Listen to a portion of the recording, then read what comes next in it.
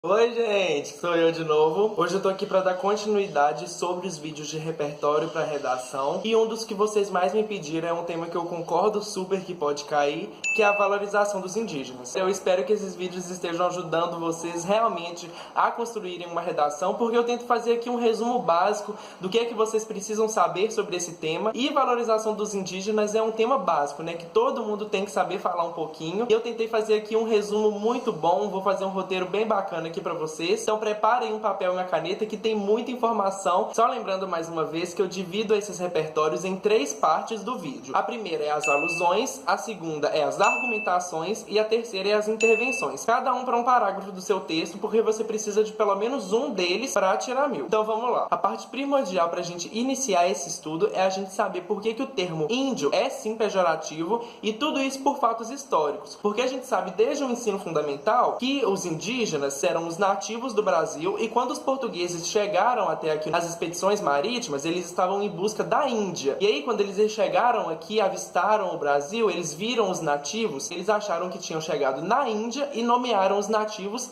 de índios. Porém, esse termo índio foi idealizado e definido por um colonizador europeu que não tinha conhecimento de que esses povos não eram um só. Não era, por exemplo, os americanos, ou os ingleses, ou os peruanos, qualquer outra nomenclatura. Eles não eram um povo só. Eram vários povos distintos, de várias tribos diferentes, de várias culturas diferentes. E por terem definido esse termo como uma nação só, os próprios indígenas acham esse termo muito pejorativo por desconsiderar as outras línguas, as outras culturas, totalmente diferente de qualquer outro povo nativo daquela época. O termo certo para falar mesmo é povos indígenas. Então pronto, a gente já sabe como que menciona eles numa redação, e aí como que a gente vai saber o que o tema está te pedindo? O que é a palavra-chave do seu texto? Está pedindo quais são os desafios para a inclusão desses povos indígenas? Está pedindo os desafios para combater o preconceito com esses povos indígenas? Ou está pedindo, por exemplo, a valorização dos povos indígenas do Brasil? E aí, após a gente descobrir isso, a gente já pode introduzir as alusões. E que são várias, né? Que eu falei que são várias, porque o que são os povos indígenas? São os verdadeiros donos aqui da nossa região, nativos aqui, que são originários lá dos ameríndios, e essas terras foram tomadas deles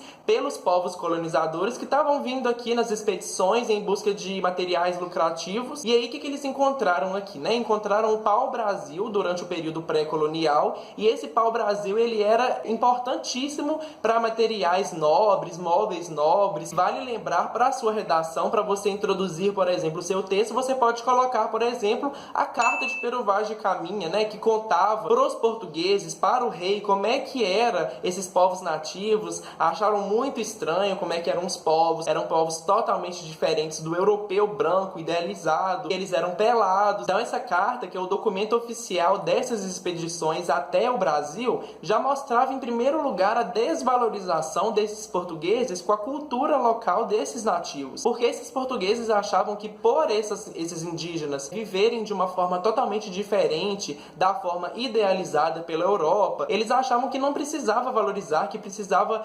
desbravar mesmo aquele país, não precisava se importar com aqueles nativos que estavam ali. E aí essa cultura local era totalmente desvalorizada, inferior à forma idealizada pelos europeus. E com esse desbravamento do pau-brasil, a gente começa a ter as primeiras relações sociais com esses indígenas, que não conheciam até então esse homem branco, e aí começa a ter as primeiras relações de troca, que era conhecida como escambo, onde esses indígenas ofereciam o seu trabalho, né, a sua forma de desbravar essas árvores, de cortar essas árvores, e em troca esses portugueses davam utensílios de caça, utensílios de cozinha, e assim, de ano após ano, foi se fortificando essa relação com os indígenas. Só que mais tarde eles foram vítimas de mais incompreensão desses portugueses, porque esses indígenas foram obrigados a se catequizar pelos jesuítas, né? Os jesuítas vieram lá de Portugal apenas para catequizar esses indígenas, porque no período pré-colonial, os portugueses ainda não tinham o objetivo de tornar o Brasil uma colônia. Eles só tinham o objetivo de pegar aqui os materiais lucrativos, o pau-brasil,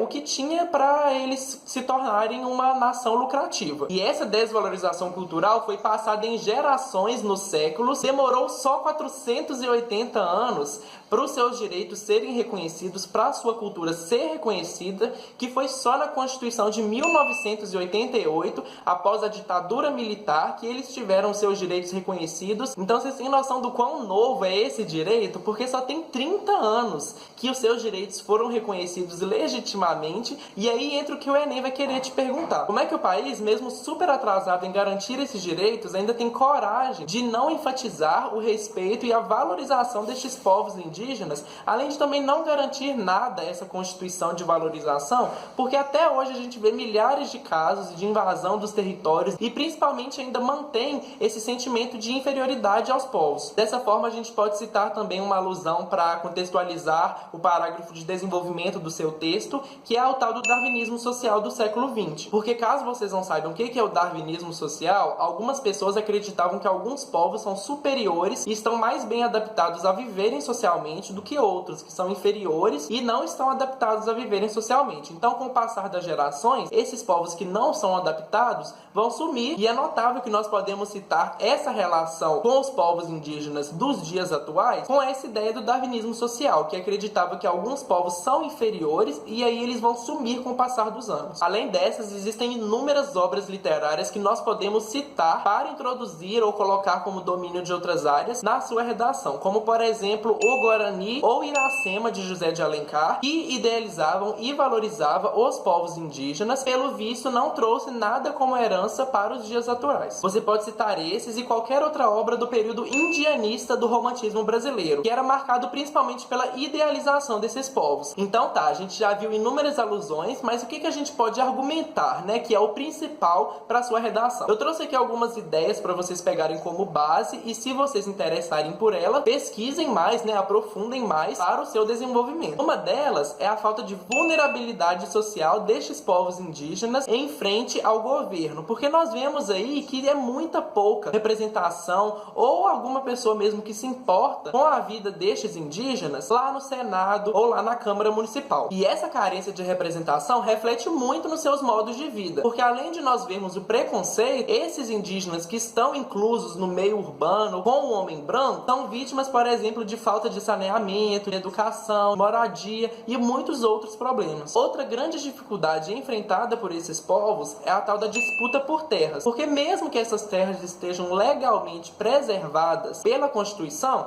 essa Constituição é sempre negligenciada, já que coincidentemente grande parte do território em que esses indígenas vivem são áreas muito lucrativas, e aí o capitalismo tem o poder de interferir nessas terras. Ao serem vítimas dessas disputas por terra, os povos são às vezes obrigados a deixarem as suas aldeias e irem para cidades, o que contribui também para o êxodo desenfreado, que também contribui para vários outros problemas, como o aumento muito grande da população da cidade ou o aumento das periferias. Então olha como uma coisa vai ligando com a outra. Uma coisa que a gente pode relacionar aí com isso, que é bem legal também, são as ideias contratualistas, lá de Hobbes, Rousseau, Locke, e que dizia que todo indivíduo tem direito à sua propriedade. Mas mesmo que os indígenas tenham as suas áreas demarcadas pela Constituição, será mesmo que eles estão indo em direção ao ideal desses filósofos, ou estão indo ao contrário? Além disso, a gente pode colocar como argumento uma ideia que um sociólogo já disse, chamado Florestan Fernandes, que o brasileiro tem preconceito de ter preconceito. Porque mesmo não assumindo, o brasileiro tem sim preconceito com a diferença cultural entre as duas sociedades do povo indígena com o povo brasileiro. E mesmo a gente aprendendo lá desde o maternal, desde nossos primeiros anos de vida, que nós precisamos respeitar essa diferença cultural desses indígenas, nós sabemos que não é assim que funciona na realidade. Bom, e para finalizar a redação, a gente precisa de intervir nisso, né? E quem que a gente vai chamar para fazer essa intervenção? Quem vai ser o agente principal para que realize essa intervenção? Podemos citar em especial a FUNAI,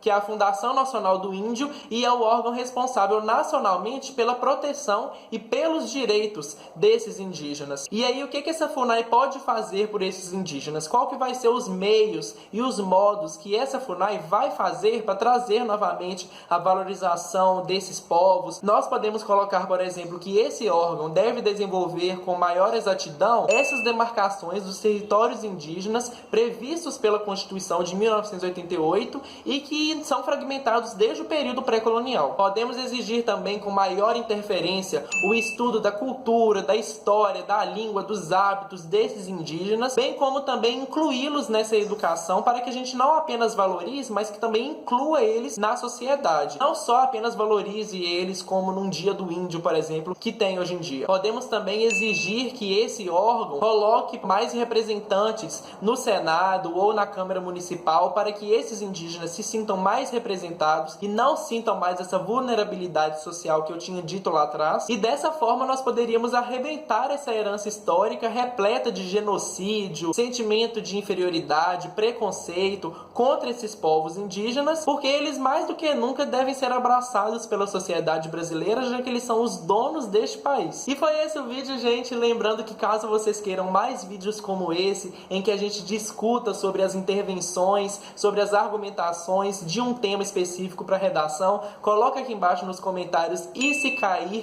e o tema que você quer que a gente converse. Não se esqueçam de dar like nesse vídeo para me ajudar aí, que eu tô preparando muita coisa boa pro fim desse ano mesmo, além do Enem, de estudos, e para 2019 também, que a gente vai voltar com tudo nos estudos. Se inscreva também nesse canal maravilhoso, manda aí pros seus amigos, pro seu grupo de estudos, de Facebook, fala para todo mundo que eu tô ajudando vocês e manda todo mundo colocar o sininho da notificação para ser o primeiro a ver meus vídeos, tá bom? Então, um beijo e até mais.